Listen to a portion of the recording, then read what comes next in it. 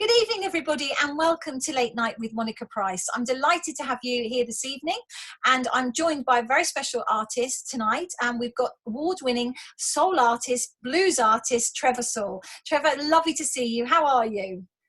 Fine, everything's good here, Monica. I hope everything is with you, and Fantastic. it's like lovely to see you again. Lovely to see you again. What a year we're having, Trevor. You know, it just seems to be going on and on and on, doesn't it? Yeah, I mean, there's none of us have ever experienced a year like this before. Yeah. But you just sort of got to go with whatever it throws at you, really. We've just got to keep getting through it as we do. I've been interviewing lots of musicians during the lockdown, and we're all in the same boat. We've just got to keep going and keep positive, and think we will get through this. But Trevor, what have you been up to? You are a multi-award-winning blues artist. You've been around the world, Nashville, Los Angeles, just to name a few. You've worked and collaborated with some really great artists yourself, and you've been working on an album, I believe. Did you not go to Portugal to do your latest album? Yeah, we went to Portugal to do the album, and as you say, it's been a very strange time here. We should actually be in America at the moment, but all that's been sort of cancelled. But I'm really pleased that we got in pre-COVID to get the live album done, because at least it gives us some sort of connection with playing live, which is what we obviously love to do. We recorded the album at a brilliant place called Vila do Conde, which is it's just outside of Porto, a couple of miles from Porto, and it was just a really lovely time. I can't wait to go back to Portugal again, actually. And how long were you there for, Trevor? How long did you stay? We only flew in for the one gig, but I think we went out on the Thursday and came back on the Monday or something. And the promoters were just fantastic. They took us everywhere, every second of the day and stuff like that. They really looked after us. It was a fantastic place. Can't wait to go back. Oh, do you know, Trevor, I think when we come out of this, I think the music industry is just going to be embraced. I think everybody would just be desperate to go to live gigs, myself included, and to visit lovely places like Portugal, because they're big fans of music over there, especially our music, especially British music. So great that you were over there, and the album was recorded there. It was all videoed, wasn't it, whilst you were there? Yeah, it was. We sort of said just before we went out, I just mentioned the promoters. I said, why don't we record it and maybe, possibly get a live album out of it? And they said, yeah, why don't we film it as well? I thought, oh, that's pretty great, And it was such a lovely gig. I'll never forget our bass player, James Ward. We had a really great time playing there, and we played for 2 and a bit hours, 2 hours, 40 minutes or something like that. And when we came off, I'd actually forgotten that we're making a live album. Totally never entered my head. And when we came off, the first words that James said was, "So have we just made an album?" And I said, "Oh yeah, I forgot about that." Oh, that's so lovely there. And was it outside? Was the gig outside, no, Trevor? Was it inside? It was like the City Hall in Vila do Conde, which great. Beautiful venue, lovely people, Well, I'm delighted to say that we're going to have an exclusive showing of the video, of your performance for your new album live in Portugal. And so after the interview, we're going to be playing that, so people will get a chance to see, at least 50 minutes of that. So that's going to be wonderful. I shall look forward to seeing that myself. And thank you for allowing us to show it for the first time. It's going to be great. I think people are desperate, don't you think, Trevor? I think people are really desperate at the moment now for music. I think it's getting us through the lockdown, and it can lift you up. It can lift your mood. People have always got music for different moods, haven't they? Yeah, and you can sort of tell that people are really looking forward to getting back to gigs. This morning, actually, I got a message through, which of course I was expecting, saying that the gig that I had in February was going to have to be moved to April. Now, it's the same gig that I had in August that got moved to October, that got moved to December, that got moved to February, and now it's April. But it's great, because it's like, it will happen eventually. Yes. And nobody's asked for refunds on tickets. They just all seem to be quite happy just to, I think it'll be a right laugh, actually, when it finally happens. because it'll be like, well, here we are, finally. It's like, so God knows how We'll be many months desperate. after We it. don't care. We'll be going to concerts with people we've never even heard of just to get out. Just That's so right, we're yeah. going out to a gig.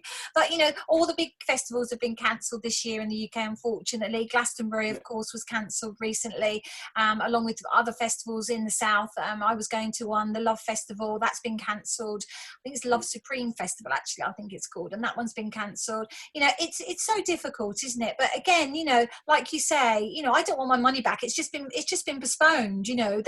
But everybody understands it, Yeah, I think they do. I think you're right. I think we've all kind of understood, and yet equally, I want to support the industry, because it's not just the singer-songwriters like yourself, Trevor. It's all the people behind the scenes, isn't it? The lighting, the technicians, the stage hands. It's everybody that gets involved with actually putting the concerts together. All the promoters, etc.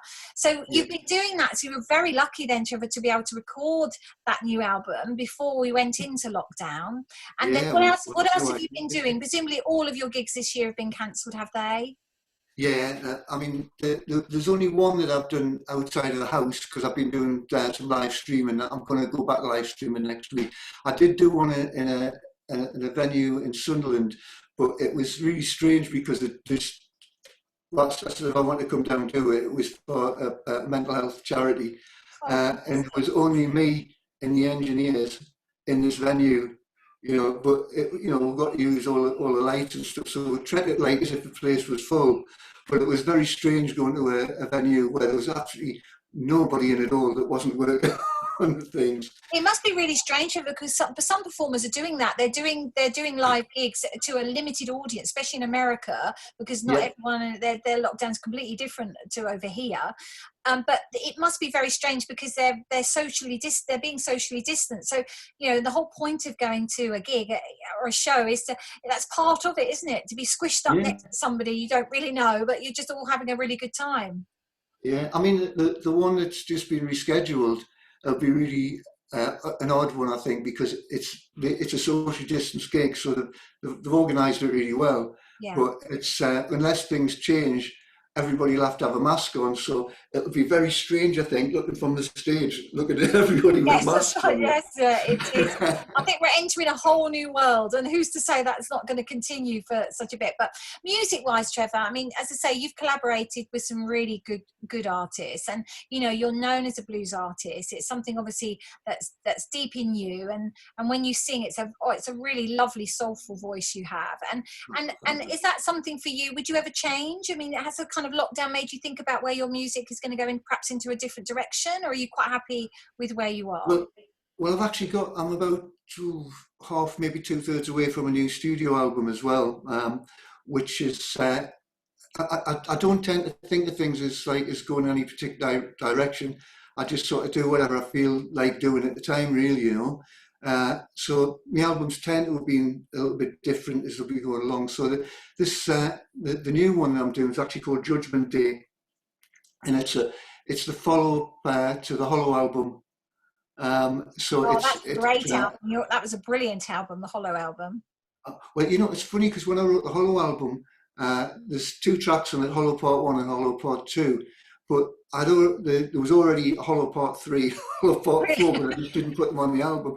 So what I've done is I've gone back and done the album I was originally going to do at the time, which is like all about the whole story of Hollow. So it's sort of like, I know it sounds very 70s, but it's like a concept album, so I've been working on that quite a lot recently.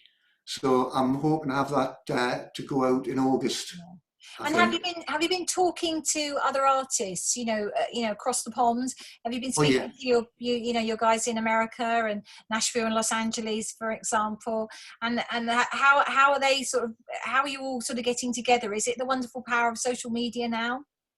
Well, I mean, I've been playing quite a lot of sessions, especially in America, remote sessions where they'll send us like an MP3 of the basic track, and then I'll put it into, whoops, hang on, there. I'll put it into there, Yeah. and then add my guitars on separate tracks, and then send the separate tracks back to them, and then they get their multi-track up and drop it back in again, and it works really well. I've done it actually when we did Hollow. I had a brilliant guitar player, slide guitar player, play on it on a couple of tracks called Paul Barrett, who unfortunately is no longer with us now. But he's from a band called Little Feet, and he did the same thing for me. I sent him the basic track across. He put his slide guitar, and then I dropped it into the multi-track and mixed it. So there's been a lot of that going on. Yeah. So it keeps us very busy. And what about the venues where you are, Trevor, where you live? How are they coping with this lockdown? Well, of course they're all closed, So I think we'll only know how they've coped when it comes time for reopening. I think some of them may go under, but I've got a reasonable amount of faith that something else will re-emerge, because it's just like it'll probably be reinvented in a different way. Yeah. Because it always happens, and it's always gone in sort of like waves and things. So this is a pretty big one to come back from, but I'm sure they'll come up with another formula that maybe will cater for music fans. I hope so. Yes, fingers crossed. And what do you feel, how do you feel, particularly just, we're in the UK, so we're based here. So how do you feel the UK have looked after the musicians? Do you think you've been looked after, Trevor, or do you think it's been a kind of bit like the hospitality industry where so many people have just seem to be just laid by the wayside? How do you feel? What are your thoughts on that? Well, I don't think the music community is being looked after very well. I mean, I haven't had any support at all, but fortunately I'm maybe in a better position than what a lot of people are, and I'm still doing sessions and stuff and things, so everything's sort of okay for me. But I know other musicians that have had a real hard time of it, and it's such a difficult one, it's easy just to blame everybody else, but it's a pandemic, it's not a lot really, anyone could have done. I mean, it's such a difficult thing. But as I say, all I know, and just from when I'm speaking to other artists, and from speaking just to people like myself, we can't wait to get back to see you. Oh, yeah. And I truly believe that once we come out of it, you're going to be absolutely inundated with offers to go, to Europe, America, obviously here in the UK. I truly believe that. I think that, but I think like you, I think the venues will change. I think perhaps the whole social distancing, I don't think we're going to go back to perhaps what we're used to. Yeah. We'll have to see. We'll have to wait and see. We've got a great vaccination process going on, of course, the largest and the most effective in the world currently. So we're doing really well. But how do you feel for like future musicians, Trevor? Young musicians that are coming up in the industry. Yeah, the young musicians. I think I was very lucky at the time when I was born. Because I came through the times where we probably didn't appreciate it enough, but we could go out and you could play venues every night of the week, and people would be there to hear the music.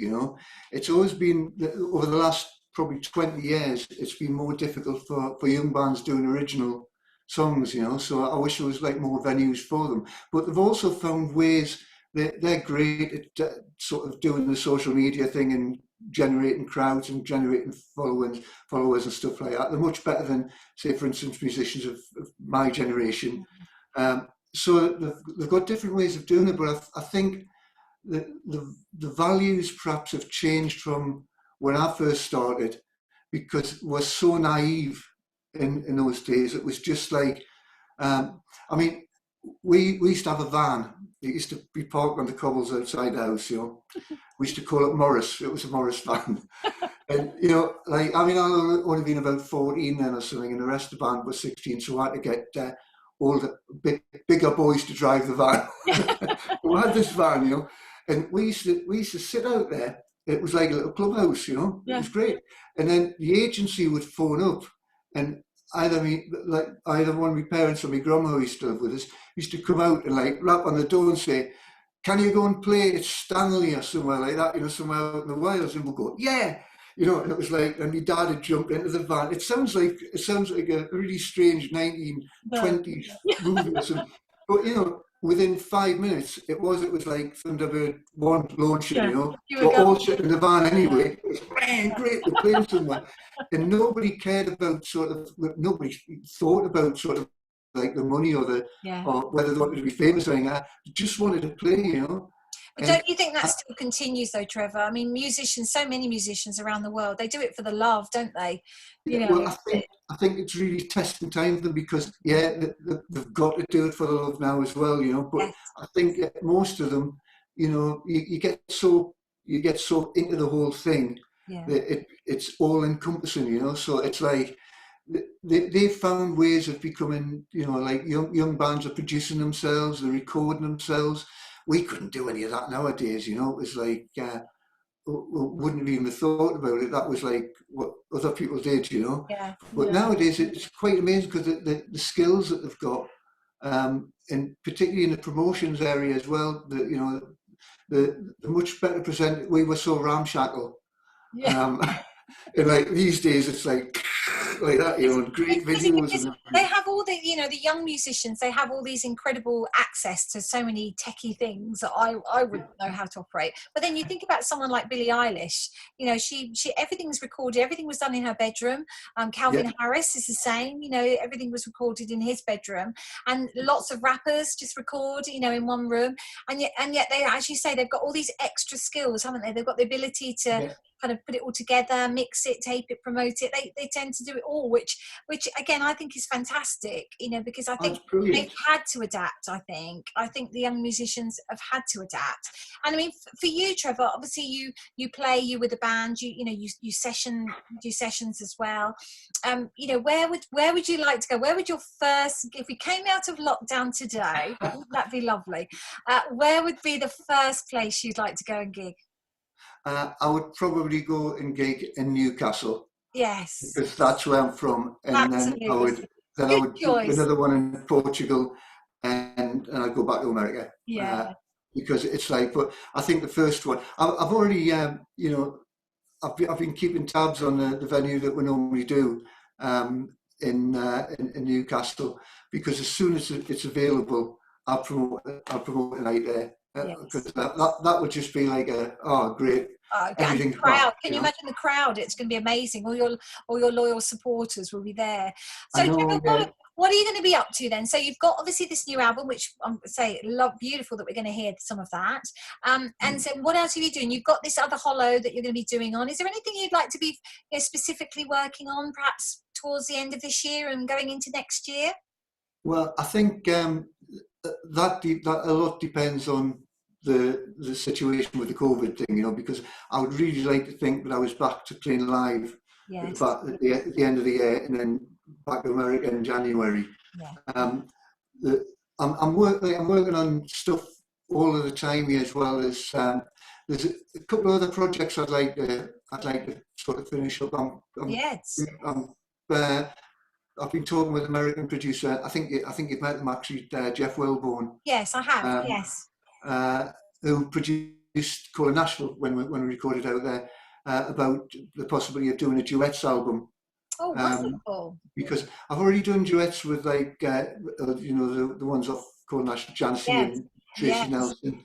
I, I did one with Lorraine Crosby, who was, if you remember, I would do anything for love, but I won't do that. Meatloaf. She Yes. was the vocalist on that, and I've done one with Brooke Nickerson. So it's like I really enjoy doing those. So that might be like a sort of a side Like project as to well. do, yeah, to do another, to more. You could even do an album with those, Trevor, Well, couldn't you? that's what I'm thinking. Yeah, I've already spoken. Like Janice is up for doing another one. Yes. Oh, no, Tracy, and the duet you did with Janice was amazing. Really, really lovely. she's just amazing. She really is. It's like I was a fan of hers in the 1970s, you know. Yeah, I'm a big And fan. She's a great, great, great singer-songwriter. well, Yeah. I mean, to work with in the studio, she's just like absolutely phenomenal. Her piano playing is great. She's a really great guitar player. You know, she was in Chet Atkins's top 10 guitarists. Wow, I Uh, didn't know that. and so I knew she was a really, really good guitar player. I didn't realise how like what her piano playing was like. But she says, "Do you want me to play piano?" So I went, "Oh yeah, go on then." And she's playing. She's just fantastic. Oh, You know? wow. So So really, in a way, having this pandemic has kind of made you revisit your musical interests and kind of maybe change a little bit, Trevor, really, yeah, and made you think of different things, but perhaps you wouldn't normally have thought of. yeah. I mean, it has it's affected a few different areas of things. You know, it's like, I mean, for instance, with the live streaming thing. When I live stream, I just do it here with one guitar. And I really like that because it's made us look at me songs. I think, oh, I'll try this one. Oh, it's that one works okay on it, just on guitar. Where I hadn't really thought very much about that before, you know, because you make an album, it's got loads of stuff on it and things like Yeah. that, and it goes out. But the singer songwriter type thing, really, I've really enjoyed doing that. Yeah, Oh, so that's I'm great. going to be doing some more of that, you know. Oh, Trevor, well, it's been just great to talk to you today. Really lovely to see you. And I'm really pleased to say, we're going to play out. Would you want to introduce? Because we're going to now be playing out with your Trevor Sewell. You introduce your new album. Okay, right. This is the imaginatively titled Trevor Sewell Live in Portugal, which was recorded live in Portugal. Lovely. Trevor, really lovely to see you. Thank you so much. And thank you for everyone watching tonight. And I'm really looking forward to seeing you again soon. So make sure you tune in next week. Take care. Bye for now. Thanks, Monica. Thank you, Trevor.